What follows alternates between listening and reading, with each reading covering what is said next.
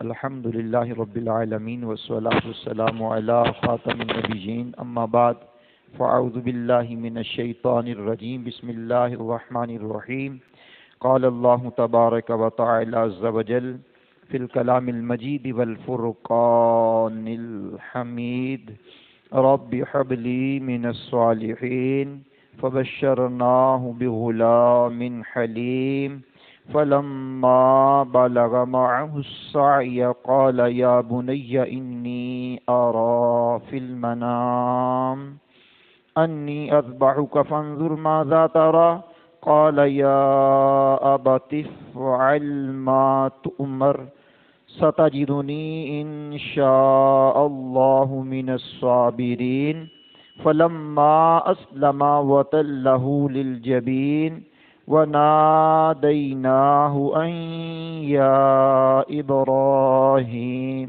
قد صدقت الرؤيا إن كذلك نجزي المحسنين إن هذا لهو البلاء المبين وفديناه بذبح عظيم وتركنا عليه في الآخرين سلام على إبراهيم كذلك نجزي المحسنين قال الله تبارك وتعالى عز وجل في شان حبيبه الكريم الأمين إن الله وملائكته يصلون على النبي يا أيها الذين آمنوا صلوا عليه وسلموا تسليما دروشی پڑھی اللهم صل على سيدنا ومولانا محمد معدن الجود والکرم وآلہ وبارک وسلم صلاۃ وسلام علیک یا سیدی یا رسول اللہ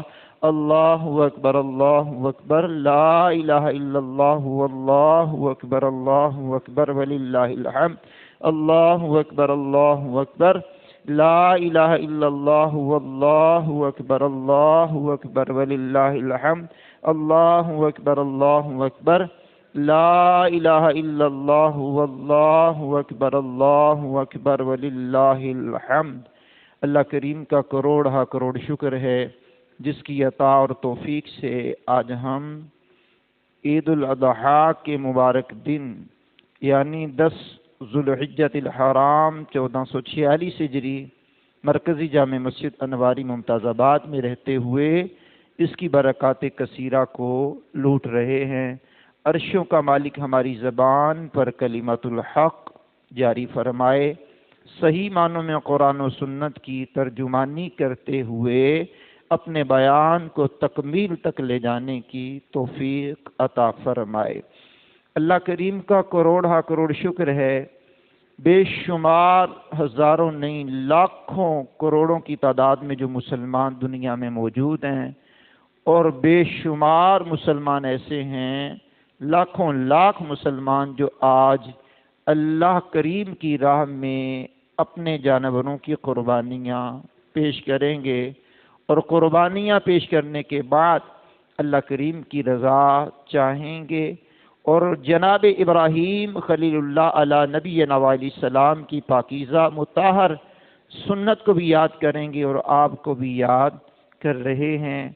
ابراہیم علی نبینا علیہ السلام ہمارے جد اعلیٰ ہیں۔ آپ کے بعد تقریباً جتنے انبیاء دنیا میں آئے سب کے والد گرامی کہلاتے ہیں۔ آپ کو اللہ کریم نے بڑی ہی رفعتوں سے، عظمتوں سے، شرافتوں سے نوازا ہے، اور آپ کے جو طریقے تھے اس کو قرآن کریم نے احادیث طیبہ میں بھی اور محبوب پاک صلی اللہ علیہ وسلم نے اپنی زبان حق کے ترجمان سے ادا کیا۔ آپ کی یادگار جو چیزیں ہیں اس میں ایک قربانی آپ کی یادگار چیز ہے۔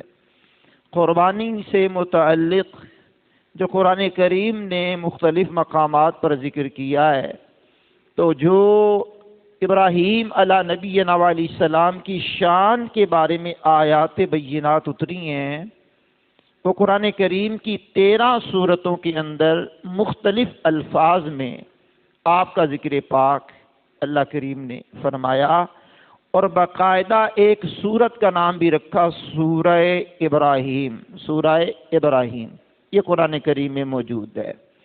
اور ان 13 سورتوں میں ایک سورت ہے صافات۔ سورہ صافات کی آیت نمبر 100 سے لے کر کے 110 تک کو میں نے تلاوت کیا ہے۔ اس کا کچھ مفہومی ترجمہ سناؤں گا، کچھ تفسیری بات کروں گا، پھر وقت مناسب پر جو ہمارا ٹائم ہے 6:30 بجے انشاءاللہ ہم جماعت کھڑی کرنے میں کامیاب ہو جائیں گے۔ مالک فرماتا ہے ابراہیم علیہ نبینا علیہ السلام نے اللہ کریم کی بارگاہ میں دعا مانگی۔ کیا دعا مانگی؟ رب ہب لی من الصالحین، الہی مجھے لائق اولاد دے، لائق فرزند ارجمند دے، نیک اولاد دے۔ تو بزرگوں نے لکھا ہے جب بھی دعا مانگی جائے اولاد کی طلب میں ہمیشہ ہی نیک اولاد کی دعا مانگی جائے۔ یہ نہ ہو کہ اولاد مانگے اور عافیت والی نہ مانگے اور نیک نہ مانگے تو بعد میں اولاد ہی بندے کے لیے سر درد کا باعث بنتا ہے، درد سر کا باعث بنتا ہے۔ وہی اولاد ناسور بن کے والدین کی بدنامی کا سبب بنتی ہے اور والدین کو معاشرے میں نگاہ اٹھا کر کے چلنے کے قابل بھی نہیں چھوڑتی۔ تو آپ نے دعا مانگی رب ہب لی من الصالحین۔ ایک جمعے میں ہم نے ابراہیم علیہ نبینا علیہ الصلوۃ والسلام نے جو دعائیں مانگی اللہ کی بارگاہ میں، وہ 12 مقامات آپ کے سامنے ہم نے تلاوت کیے تھے کہ 12 وہ دعائیں جو ابراہیم علیہ السلام نے مانگی، اللہ کے قرآن نے مختلف مقامات پر ان کو ذکر کیا۔ تو اس میں مالک کائنات جل والا نے ان کی دعاؤں کو یقیناً شرف قبولیت عطا فرمایا ہے۔ تو بہرحال یہاں بھی دعا مانگی الہی مجھے لائق اولاد عطا فرما، نیک اولاد عطا فرما۔ اور ہمیں چاہیے جب اولاد مانگیں تو کہے مالک ہمیں نیک صالح متقی پرہیزگار اولاد بغیر آپریشن کے عطا فرما۔ تو یہ اتنا تھوڑا اضافہ کر لیں گے آپ تو انشاءاللہ عافیت ہمارا مقدر بن جائے گی اور انشاءاللہ اولاد بھی لائق اللہ عطا فرمائے گا۔ پھر مالک کائنات نے وہ دعا قبول فرمائی۔ دعا کی قبولیت یوں ہوئی کہ اعلان ہوا اگلی آیت کریمہ میں فَبَشَّرْنَاهُ بِغُلَامٍ حَلِيمٍ، ارشاد فرمایا تو ہم نے اسے خوشخبری سنائی ایک عقل مند بیٹے کی۔ اللہ اکبر، عقل مند لڑکے کی، غلام بمانا یہاں لڑکا ہوتا ہے۔ تو ہم نے ایک عقل مند لڑکے کی خوشخبری سنائی، کس کو؟ جناب ابراہیم علیہ نبینا علیہ الصلوۃ والسلام کو۔ حضرت ابراہیم علیہ نبینا علیہ الصلوۃ والسلام جب ارض مقدس کے مقام پر پہنچے تو اس وقت آپ کے پاس اولاد نہیں تھی، چنانچہ آپ نے اللہ کریم کی بارگاہ میں دعا کی اے میرے رب مجھے نیک اولاد عطا فرما جو کہ دین حق کی دعوت دینے اور تیری عبادت کرنے پر میری مددگار ہو، اور پردیس میں مجھے اس سے انسیت حاصل ہو، یعنی میں گھر میں رہوں یا پردیس میں رہوں ان سے مجھے انسیت سکون حاصل ہو۔ اللہ اکبر کبیرہ۔ تو مالک کائنات نے ابراہیم علیہ السلام کو خوشخبری سنائی کہ آپ کو 3 بشارتیں اللہ کریم نے عطا فرمائیں اور 3 بشارتیں دی گئیں آپ کو۔ نمبر 1، ان کے ہاں جو اولاد ہوگی وہ لڑکا ہوگا۔ فَبَشَّرْنَاهُ بِغُلَامٍ حَلِيمٍ، یہ غلام سے معنی میں نے لڑکے کا کیا ہے، ٹھیک ہے؟ جس طرح طفل ہوتا ہے، جس طرح رجل ہوتا ہے، اس کی تفسیر میں پہلے کئی عیدوں میں کر چکا ہوں کہ کہول کب ہوتا ہے، رجل کب ہوتا ہے، شاب کب ہوتا ہے، طفل کب ہوتا ہے، سبی کب ہوتا ہے۔ تو یہ انداز، یہ نام میں جب بچہ چھوٹا ہوتا ہے اس کو کیا کہتے ہیں، جب بوڑھا ہوتا ہے تو پھر کیا کہتے ہیں، ساری ایک لمبی تفصیل ہے، اس میں نہیں جانا چاہتا۔ تو آپ کو 3 بشارتیں ملی، اس میں پہلی بشارت یہ ہے کہ اے ابراہیم تم نے جو دعا مانگی ہے رب ہب لی من الصالحین، تو ہم نے کہا فبشرناہ بغلام حلیم، تو ہم نے تمہیں لڑکے اور لڑکا بھی عقل مند شعور والا ہم عطا کریں گے۔ تو پہلی بشارت یہ دی گئی کہ جو بھی آپ کی اولاد ہوگی وہ لڑکے ہوں گے۔ قرآن کریم کا فیصلہ ہے کہ اللہ جس کو لڑکے دینا چاہے اسے لڑکے دیتا ہے، جس کو لڑکیاں دینا چاہے اس کو لڑکیاں دیتا ہے، جس کو چاہے لڑکے بھی دیتا ہے لڑکیاں بھی دیتا ہے، اور جس کو چاہے نہ لڑکے دیتا نہ لڑکیاں دیتا، کچھ بھی نہیں دیتا، وہ مالک ہے، خالق ہے، اس کے آگے کسی کا زور نہیں ہے۔ اللہ کریم نے پہلی خوشخبری یہ دی کہ لڑکا ہوگا، دوسری خوشخبری دی کہ وہ بالغ ہونے کی عمر کو پہنچے گا۔ غلام کا معنی لڑکا ہے، یعنی وہ یہ نہیں ہے کہ بچپن میں انتقال کر جائے گا، وہ بالغ ہونے کی عمر کو پہنچے گا۔ تیسری خوشخبری یہ دی ہے کہ وہ عقل مند بردبار ہوگا۔ اللہ اکبر، اللہ اکبر۔ ابراہیم علیہ نبینا علیہ السلام کو حلم اور بردبار لڑکے کی بشارت دی۔ حضرت ابراہیم خود بھی حلیم تھے۔ حلیم کا معنی بردبار، تحمل مزاج۔ یہ آج لوگوں میں بڑے فقدان پایا جاتا ہے، بات بات پر آپے سے باہر ہونے والے لوگ موجود ہیں، بات کچھ بھی نہیں ہوتی دستوں گریباں ہونے لگ جاتے ہیں۔ تو حلم بردباری یہ انسان کے وہ اوصاف ہیں کہ جس کو اپنا کر کے بندہ بہت بلند مقام حاصل کر سکتا ہے۔ تو آپ بہت بڑے بردبار بھی تھے، حلیم بھی تھے۔ اس کے متعلق قرآن کریم کی سورہ توبہ کی آیت نمبر 114 میں ارشاد ہوتا ہے ان ابراہیم لأواہ حلیم۔ ارشاد فرمایا بے شک ابراہیم بہت آہوزاری کرنے والا، بہت برداشت کرنے والا تھا، حلیم تھا، بردبار تھا۔ تو جہاں ابراہیم علیہ السلام کی یہ سنت ہے قربانی کرنا، وہاں برداشت کرنا بھی ابراہیم علیہ السلام کی سنت ہے۔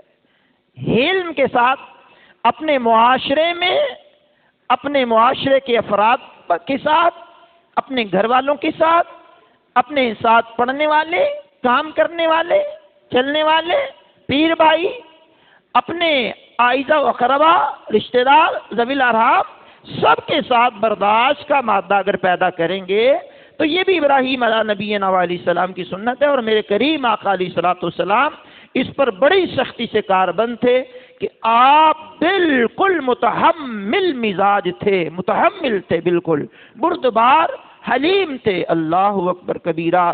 تو آپ کے مزاج میں تحمل بہت زیادہ، الحمدللہ تحمل بہت زیادہ پایا جاتا تھا آپ کے بارے میں۔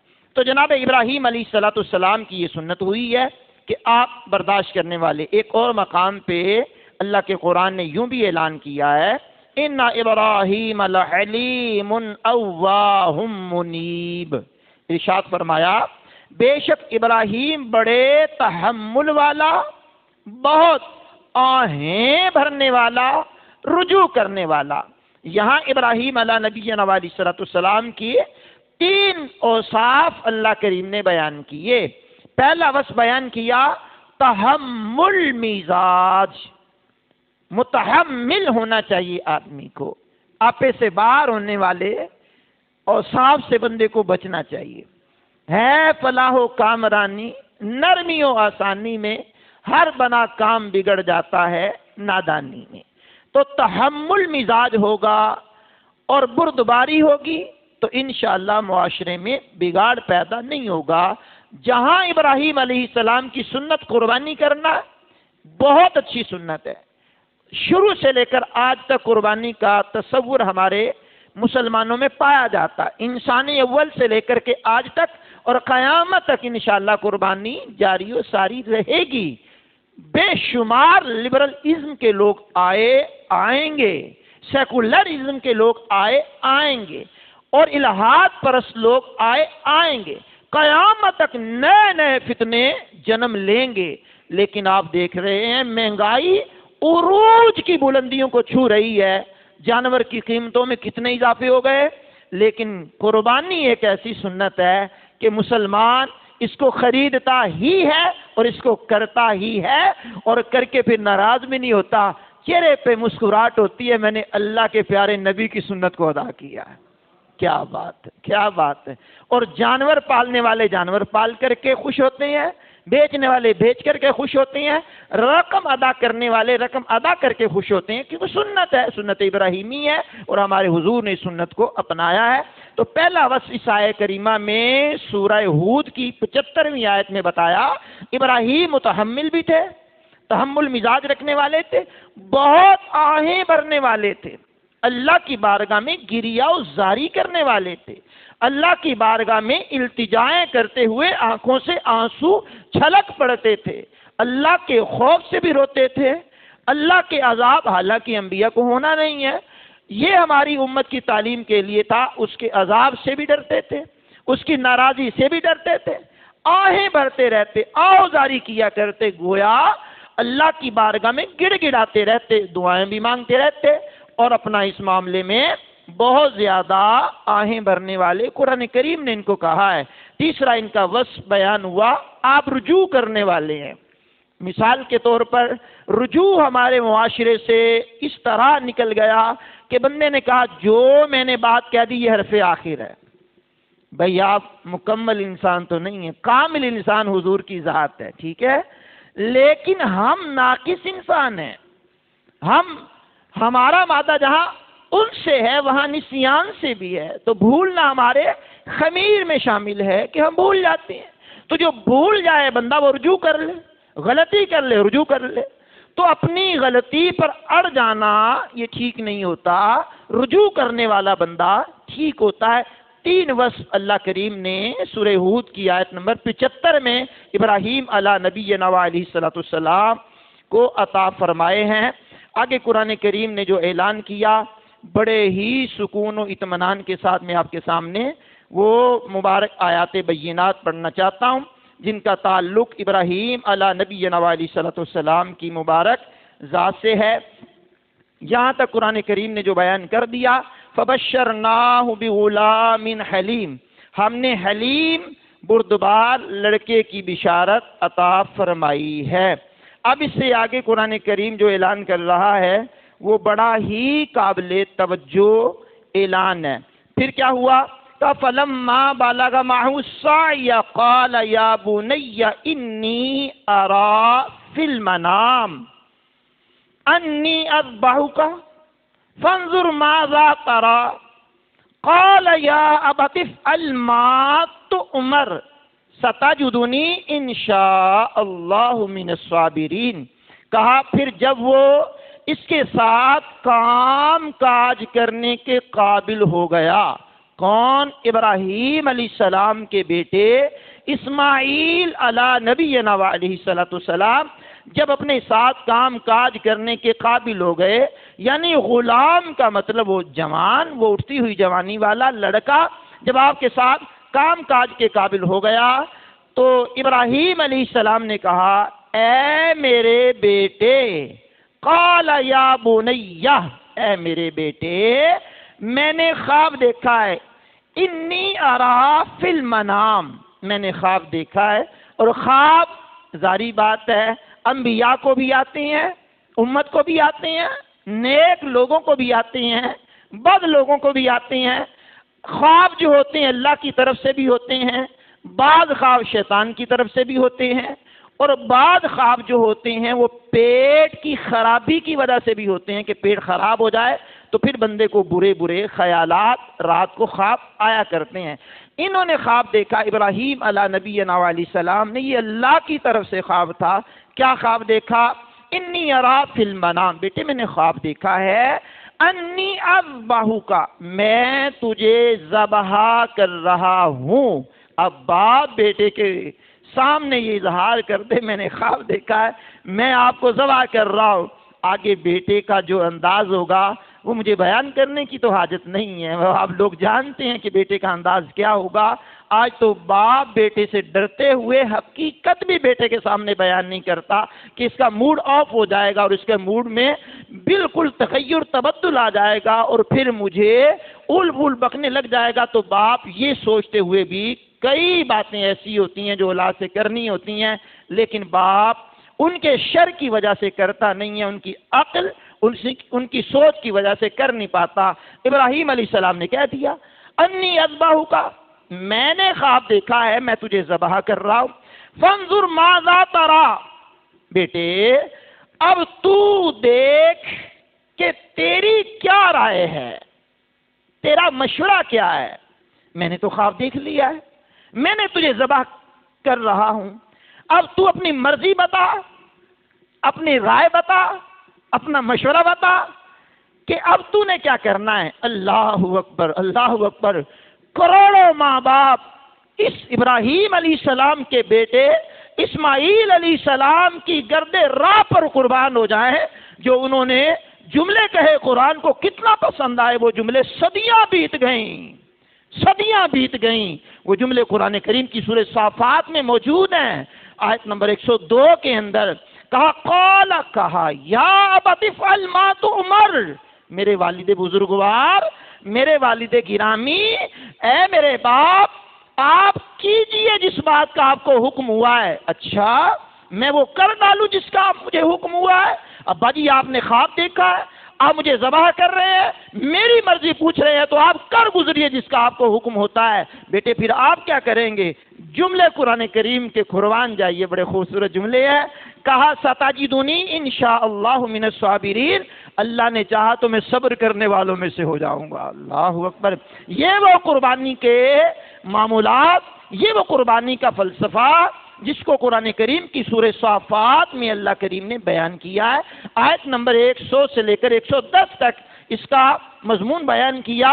جناب ابراہیم علیہ نبینا علیہ الصلوۃ والسلام کے بارے میں شروع میں بتا چکا ہوں کہ 13 صورتیں ایسی ہیں جن میں مختلف الفاظ کے ساتھ جناب ابراہیم علیہ نبینا علیہ السلام کا ذکر اللہ نے قرآن کریم کے اندر کیا، اور مختلف لفظوں کے ساتھ کیا۔ اور پھر میں آپ کو بتا چکا ہوں 12 مقامات ایسے گزرے جہاں ابراہیم علیہ السلام نے جو دعا مانگی اللہ نے ان دعا کے الفاظ کا بھی ذکر کیا۔ پیچھے بتا چکا ہوں 3 اور 7 سورہ ہود کی آیت نمبر 75 پڑھی میں نے، جس میں اللہ کریم نے آپ کے بیان کیے، اور یہ سورہ صافات پڑھ رہا ہوں جس میں بتا رہا ہوں کہ انہوں نے کہا ستجدنی انشاءاللہ من الصابرین، اللہ نے چاہا تو میں صبر کرنے والوں میں سے ہو جاؤں گا۔ اب باپ اور بیٹے کی گفتگو، میرا دل کرتا ہے اس بات کو میں جذبات میں نہ کہوں، بڑے ہی ٹھنڈے مزاج میں کہہ کر کے آپ کی زبان سے اللہ کا ذکر سن لو۔ باپ اور بیٹا گفتگو کر رہے ہیں، اللہ کو اتنا پسند آ رہا ہے، اور جو ہمارے حبیب پر قرآن نازل ہوا وہ جملے اللہ نے قرآن بنا کر نازل فرما دیے۔ کیا بات، یہ بھی ایک باپ ہے، یہ بھی ایک بیٹا ہے۔ اللہ اکبر کبیرہ، اللہ اکبر کبیرہ۔ اب آپ سماعت کریں گے تو میں اگلی بات کی طرف بڑھ رہا ہوں۔ قرآن کریم میں اللہ کریم نے پھر بیان کیا فَلَمَّا أَسْلَمَا وَتَلَّهُ لِلْجَبِينِ، تو جب ان دونوں نے، اللہ فرماتا جب ان دونوں نے ہمارے حکم پر گردن رکھی اور باپ نے بیٹے کو ماتھے کے بل لٹایا، اس وقت کا حال نہ پوچھ، مدتوں کے بعد بیٹا ملا۔ ماشاء اللہ الکریم، ماشاء اللہ۔ آئیے کر سکوں، مدتوں کے بعد اللہ کریم نے بیٹا عطا کیا، اور بیٹا عقل مند، خوبصورت، خوب سیرت، اور ساتھ جب کام کاج کرنے کے قابل ہوا تو پھر مالک حقیقی نے حکم دے دیا، خواب کے ذریعے حکم دے دیا، اور انہوں نے بیٹے کو بتا دیا۔ اب اس کیفیت کو آپ اندازہ کریں کہ مدتوں کے بعد بیٹا ملا ہو، اور وہ ہو بھی بڑا خوبصورت، کیا بات ہے، اور حکم ہو جائے کہ اس کو ذبح کر دو۔ پھر باپ چھری لے کر کے اس کو پیشانی کے بل لٹا دے، اور لٹانے کے بعد اب یہ نہیں دریغ نہیں کرنا کہ میں نے کاٹنا ہے کہ نہیں کاٹنا، بالکل تیار ہے۔ اب قرآن کریم نے کہا اس وقت کا حال نہ پوچھ، کیا حال ہوگا اس وقت میں۔ اور پھر ایک بات یہاں اشارتاً بھی مل رہی ہے، آج سوشل میڈیا کا دور ہے، ٹھیک ہے، ہم جو بھی نیکی کرتے ہیں سوشل میڈیا پہ ڈال لیتے ہیں، اللہ اخلاص سے واقف ہے، جو اخلاص کے ساتھ ڈالتے ہیں یا ریاکاری کے ساتھ ڈالتے ہیں، اللہ دلوں کے حال جانتا ہے. ہم اس پر کوئی فتویٰ لگانے والے نہیں ہیں، نہ ہم مجاز ہیں. ظاہری بات ہے مفتی کا کام ہوتا ہے وہ فتوے لگاتا ہے. جو حقیقت میں لگانے چاہیے وہ لگاتے بھی ہیں، جو ویسے بھی لگانے والے ہیں. بہرحال ابراہیم علیہ السلام اور اسماعیل علیہ السلام دونوں ہی ہیں. تیسرا کوئی بندہ اس عمل کو دیکھ نہیں رہا سوائے اللہ کی ذات کے. وہ چھپ کر عمل ہو یا تنہائی میں عمل ہو اللہ کے لیے. 14 صدیاں تو ہمارے حضور نبی کریم علیہ السلام کو گزر گئیں، اس سے پہلے سینکڑوں سال گزر گئے.